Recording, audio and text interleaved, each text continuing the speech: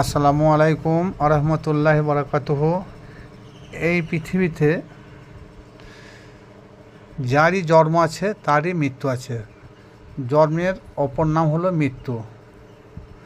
আর আমরা সবাই জানি যে মৃত্যু যখন হবে তখন একজন ফেরেশতা আমাদের জান কবজ করবে। সেই বিষয়টা কতখানি সত্য তা সেটা আমি একটা সুফিবাদের কিতাব থেকে আপনাদের সম্মুখে তুলে ধরছি। প্রতিটি মানুষ জানে যে আমাদের যখন হায়াতে জিন্দেগি শেষ হয়ে যায় তখন যমরাজ এসে আমাদের জান হরণ করে নেয়। আর যারা মুসলমান তারা বলে আজরাইল ফেরেশতা। এই আজরাইল ফেরেশতা এসে মৃত্যুর সময় আমাদের জান কবজ করে। এই দুটির উপর সকল ধর্মের মানুষ বিশ্বাস করে। এক, আজরাইল ফেরেশতা মানুষের জান কবজ করে, আর যারা বেধর্মী তারা বলে যমরাজ। যারা মুসলমান তাদের উদ্দেশ্য বলছি, আজরাইল ফেরেশতা যে সকল মুমিন মুসলমানের জান কবজ করে এটা সম্পূর্ণ কোরআন বিরোধী। কোরআনের কোনো স্থানে উল্লেখ নাই যে আজরাইল নামক একজন ফেরেশতা এসে মুমিন মুসলমানের জান কবজ করবে।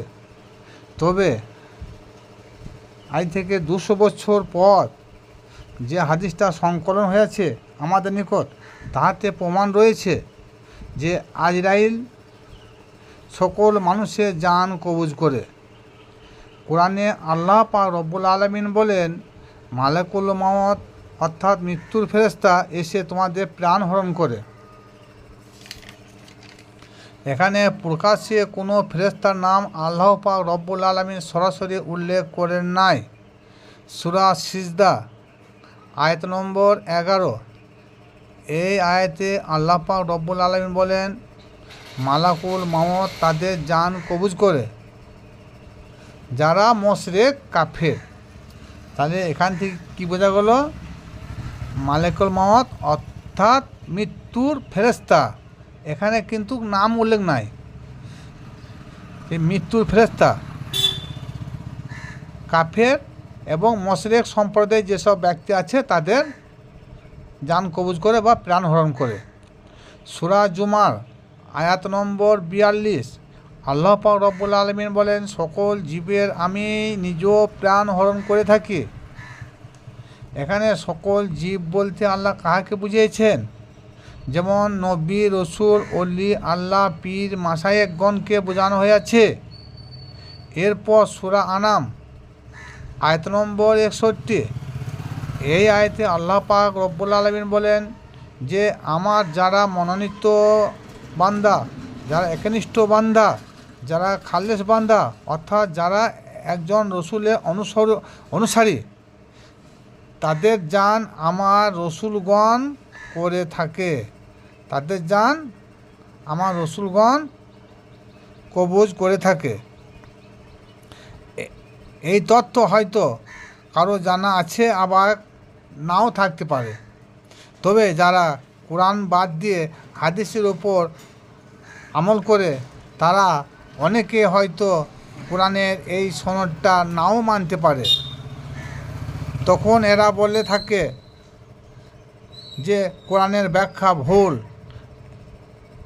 হাদিস ছাড়া কোরআনের ব্যাখ্যা সম্পূর্ণ সঠিক হবে না। এই তথ্য মানতে তারা অস্বীকার করে।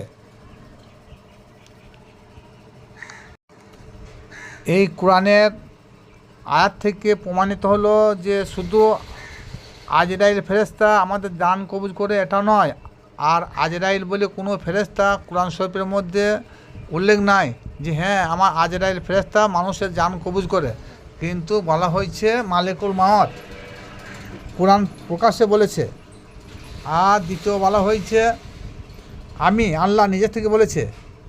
তৃতীয় নম্বর বলেছে যারা আমার রসুলের আনুগত্য স্বীকার করেছে, যারা রসুলের অনুসারী, তাদের জান আমার রসুলগণই করে থাকবে।